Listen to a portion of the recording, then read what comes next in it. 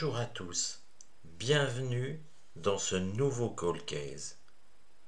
Aujourd'hui, c'est France qui nous donne le sujet. Le sujet, c'est la disparition de Laetitia Xuba. Petit retour en arrière, nous sommes le 25 septembre 2012. Laetitia, une jeune postière de 33 ans, habitant Fréjus, se rend chez sa grand-mère. Le rendez-vous est donné pour 20 h à Peymeinade, dans les Alpes-Maritimes, au domicile de la grand-mère. Mais vers 22 h, la police italienne retrouve la voiture de Laetitia, abandonnée à moitié sur la route, au-dessus d'une résidence de bord de mer de Bordighera. Depuis 12 ans, tout le monde se pose la même question. Pourquoi Laetitia est allée en Italie?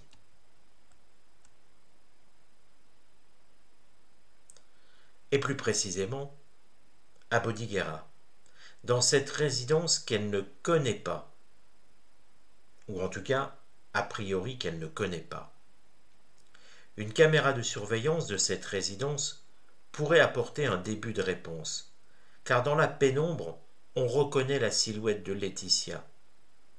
Elle court, elle enjambe une barrière donnant sur la plage, puis disparaît totalement. Pour les parents de la jeune femme, Laetitia semble fuir quelqu'un ou quelque chose. Mais ni avant ni après son passage, la vidéosurveillance ne révèle une autre présence. Alors si elle n'est pas poursuivie, pourrait-elle toujours être en vie? Bien sûr, c'est donner de l'espoir aux parents, mais est-ce que c'est seulement possible? Aurait-elle pu être victime d'une crise de paranoïa, comme 4 ans auparavant, en compagnie de Laura, son amie? Elle avait pourtant été suivie, et tout était rentré dans l'ordre depuis. Le suicide, ses proches n'y croient pas vraiment. Pour les parents, Laetitia était une jeune fille qui avait envie de vivre. Elle menait une existence heureuse et jamais elle n'aurait osé faire autant de peine à sa famille et ses amis. Malgré les demandes répétées de la famille, la police italienne tarde à lancer des recherches terrestres et maritimes. Celles-ci ne vont débuter que le vendredi suivant la mystérieuse disparition. Dans la voiture emmenée par la fourrière, la police récupère le téléphone de Laetitia. Dernier appel avant la disparition, il est adressé à son amant. L'appel durera 3 minutes. Mis hors de cause par la police, la sœur de Laetitia contacte tout de même cet ex-petit ami. Il confirme avoir échangé avec Laetitia par SMS dans la journée et avoir reçu un message vocal dans lequel elle l'appelle au secours, se disant perdue. Mais il ne la rappellera jamais. Lors de leur enquête, les parents constatent que le bornage du téléphone montre que Laetitia a mis 25 minutes de plus que le temps de trajet nécessaire pour se rendre à Bordighera. Et ils savent même qu'elle s'est arrêtée sur l'aire de repos de Beau Soleil, côté français. Mais qu'a-t-elle fait sur cette aire? A-t-elle rencontré quelqu'un? Et une question reste en suspens. Si Laetitia a été tuée, où se trouve son corps? Alors vous voyez, cette affaire, elle est compliquée. Parce que bien sûr, les parents ne peuvent supposer, accepter l'idée d'un suicide. Il va falloir regarder à cela avec les cartes. Mais même si Laetitia s'est suicidée, où se trouve le corps? Vous voyez qu'il y a toujours des interrogations. Donc ce qu'on va regarder avec le support, avec les cartes, c'est un petit peu déjà comment se sentait Laetitia. Est-ce que les parents ont raison? Est-ce que les parents se sont fait une fausse idée de Laetitia? Est-ce qu'une crise de paranoïa a pu rattraper Laetitia? Et si ce n'est pas le cas, Pourquoi s'est-elle arrêtée sur l'autoroute? Ou plutôt sur cette terre d'autoroute à beau soleil? Pourquoi ne pas être allé chez la grand-mère, mais plutôt aller à Bordighera? Pourquoi avoir couru à enjamber une barrière? Il y a quand même beaucoup de questions. Alors nous allons tenter d'y répondre comme je le fais à chaque fois. Tout ne sera peut-être pas élucidé, tout ne sera peut-être pas abordé, mais si au moins nous pouvons donner une orientation, trouver une orientation, ce sera, on va dire, un bon début. Et puis peut-être que parmi vous, des personnes auront des informations. Et si c'est le cas, bien sûr, c'est l'idée d'aller voir les autorités pour faire remonter des informations. De vraies informations, bien sûr. Je vous donne rendez-vous tout de suite pour le tirage.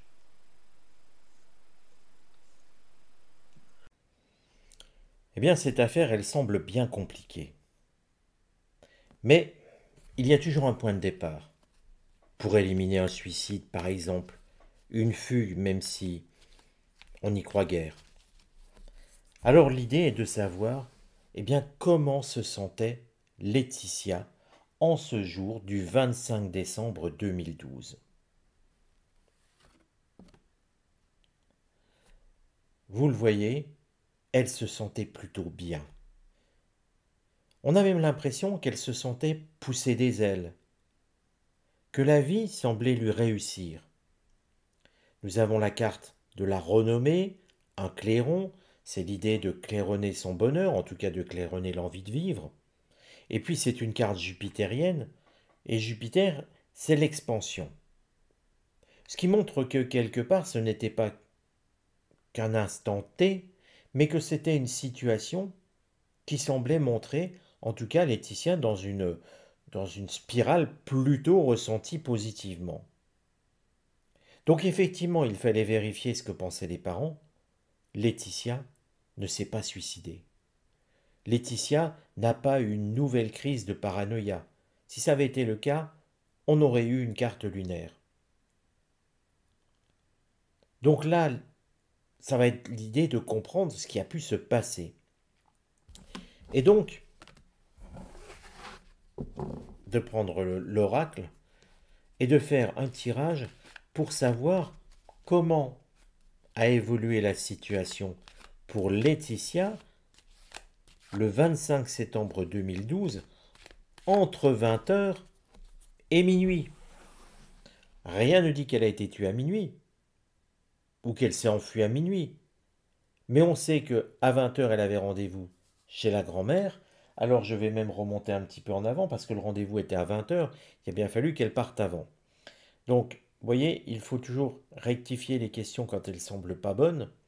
Je vais plutôt remonter avant et demander à l'oracle comment a évolué en ce 25 septembre 2012 Laetitia entre 17h et minuit. Et puis on fait un tirage en croix. Et on va regarder l'évolution. Peut-être a-t-il eu quelque chose qui lui a fait peur. Peut-être a-t-elle été agressée. On va essayer de comprendre. On commence tout de suite par une carte mercurienne. Et Mercure, vous le savez maintenant pour ceux qui me suivent depuis un moment, c'est la communication. La communication, effectivement, il y en a eu, on le sait, des SMS avec son petit ami. Ce qu'on peut trouver curieux, c'est qu'au moment où elle l'appelle, il ne lui répondent pas et que l'appel téléphonique dure 3 minutes. Ça, quelque part, ça m'a interloqué. Mais là encore, ça ne prouve rien et ça ne veut rien dire. Tout ce que l'on voit, c'est qu'il y a eu des échanges. Pas forcément d'ailleurs qu'avec le petit ami. Laetitia communiquait, échangeait. D'ailleurs, la carte trafic telle qu'elle est là montre plutôt des échanges, on va dire, calmes. Comme quelqu'un vous et moi, qui pourrions discuter toute la journée, il se passe rien de particulier, donc ça montre que quelque part, Laetitia n'était pas spécialement inquiète, en tout cas pendant un temps. Regardons ce qui a été contre cette journée pour elle. Et là, la carte départ nous montre une carte émotionnelle avec la lune. Donc les craintes de Laetitia étaient fondées. Il y avait bien quelque chose qui lui faisait peur. Mais la carte départ en dit plus. Elle nous parle du décès de Laetitia. Décès je dirais par crainte. Elle avait bien peur lors de ce décès. On ne voit pas d'agression. C'est paradoxal, mais on va voir ce que réservent les autres cartes. Mais en tout cas, on sent bien qu'elle avait peur. Alors qu'est-ce qui pouvait lui faire peur? Ça, on va essayer de le déterminer ensuite.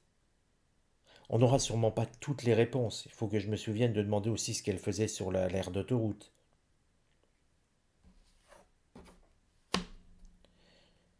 Curieusement, l'oracle lui conseille d'appeler des amis. On aurait pu se dire pourquoi pas son petit ami.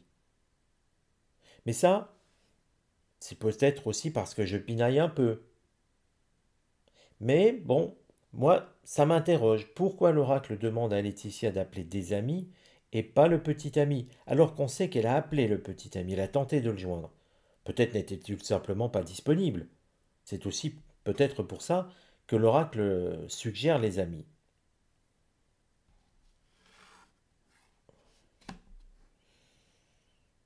Elle perd la parole. Ce qui montre que quelque part, elle n'arrive à tenir. Oh, désolé, je vais y arriver.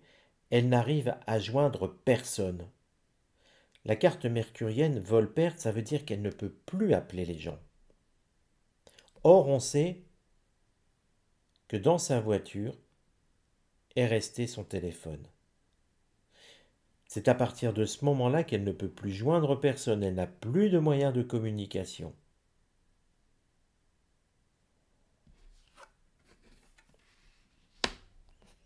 Cette carte m'ennuie un peu, parce que c'est l'étoile de l'homme.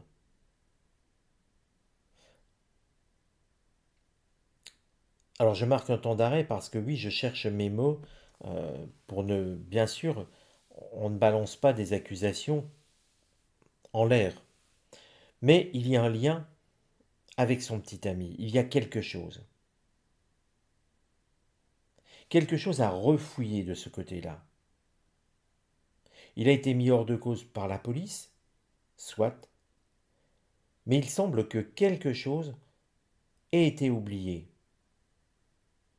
Quelque chose n'a pas été au bout de la démarche. Vous voyez, c'est vrai qu'un tirage en croix ne prend pas toutes les étapes. Il faudra des questions peut-être plus précises. Mais là, on voit qu'elle perd la vie. Et elle perd la vie le 25 septembre 2012. Donc, visiblement, 2 heures après avoir abandonné sa voiture. Enfin, dans les 2 heures suivantes. On va essayer de poser quelques questions plus directes. Pour quel motif a-t-elle été tuée? Le mobile semble important. Quelque chose en lien avec des travaux. J'allais dire le travail, mais pas forcément le travail. On peut être aussi sur des projets. La carte entreprise, c'est l'idée d'entreprendre un projet ou entreprendre, travailler. Mais le motif n'est pas un motif amoureux. On aurait pu se dire, tiens, il y a de l'amour, il y a une jalousie, on aurait pu penser à ça. Non, on n'est pas là-dessus. On a l'impression qu'il y a un projet là-dessous, qu'il y a quelque chose, et puis nous sommes sur une carte mercurienne. Elle a parlé de quelque chose, Laetitia, sur un projet à une personne. Que faisait Laetitia? Quelle carte représente ce que faisait Laetitia sur ce parking près de l'autoroute, côté français, je vous le rappelle.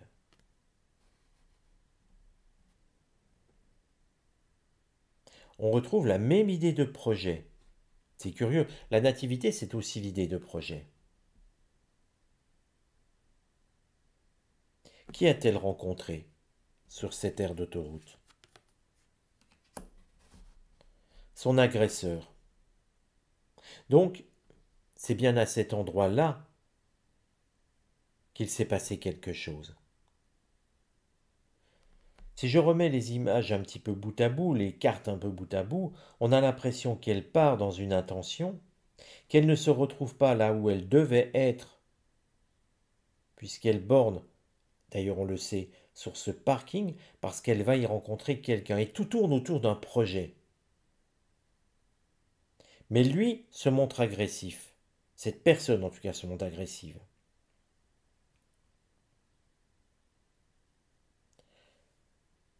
Quelle carte représente la raison pour laquelle Laetitia va au-dessus de cette zone résidentielle, de cette résidence en Italie? La carte hasard est une carte où on se déplace sans avoir de but bien défini. On a l'impression que finalement, Laetitia cherche à le semer. C'est comme ça que je le dirais. Et maintenant, où se trouve le corps de Laetitia?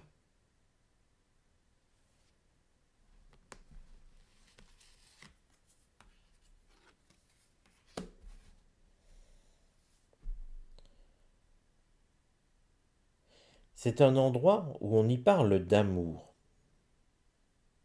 où deux choses se rencontrent. Alors il faut connaître un peu la région. Je n'ai pas le sentiment que c'est à la frontière franco-italienne.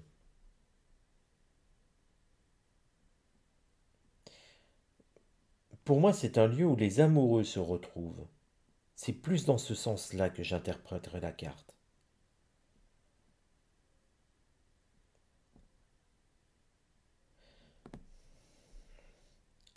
Je marque des temps d'arrêt, j'en suis désolé, mais j'essaye de penser aussi aux questions que je dois poser. On pourrait demander s'il y a un autre indice, c'est-à-dire ne pas reposer la même question, mais y a-t-il un repère visuel qui permettrait de localiser le corps de Laetitia? Vous voyez, la carte ne voulait pas venir, j'en prends une autre.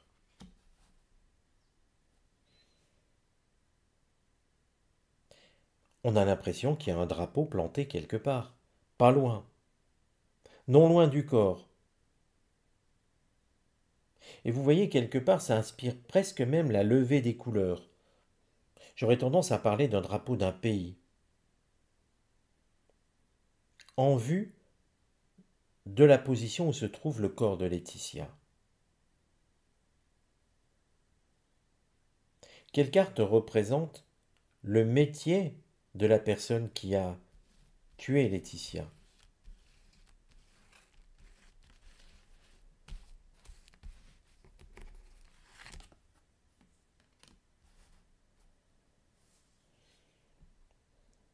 Cette personne a un métier en rapport avec la nature, l'observation. Peut-être même travaille-t-il parfois plus les soirs. Cette affaire est bien compliquée. Et c'est vrai que quelque part, elle méritera qu'on y revienne lors d'un live. Pas le prochain, puisque le prochain et premier live, il est déjà sur un thème. Mais cette affaire Laetitia Xuba, quelque part, est passionnante. Et j'ai l'impression qu'on peut découvrir quelque chose. Quand je ferai le live, j'essaierai de préparer une carte ou quelque chose pour qu'on essaye de se rendre compte des lieux, qu'on essaye de voir où on pourrait euh, trouver ce corps. Je vous donne rendez-vous à très bientôt pour un nouveau Cold Case. J'ai un goût amer, c'est pour ça que je voudrais le reprendre en live pour aller plus loin. J'ai l'impression que il manque des éléments. Il manque des éléments, je n'ai pas posé assez de questions et même si quelque part on a des indices, le drapeau pour trouver le corps de Laetitia, on voit bien qu'elle a été poursuivie, ce qui accrédite totalement la thèse des parents. Mais c'est pas suffisant. On y voit qu'elle a peur de quelque chose, de quelqu'un, et que c'est en rapport avec un projet. Mais le petit ami n'y est pas étranger à tout ça. Il a des indices, il a quelque chose, il faudrait le réinterroger. Je vous donne rendez-vous à très bientôt. Je vous tiens au courant pour le second live. Si le premier fonctionne bien, on en fera un second, je vous le promets. À bientôt les amis. Prenez soin de vous.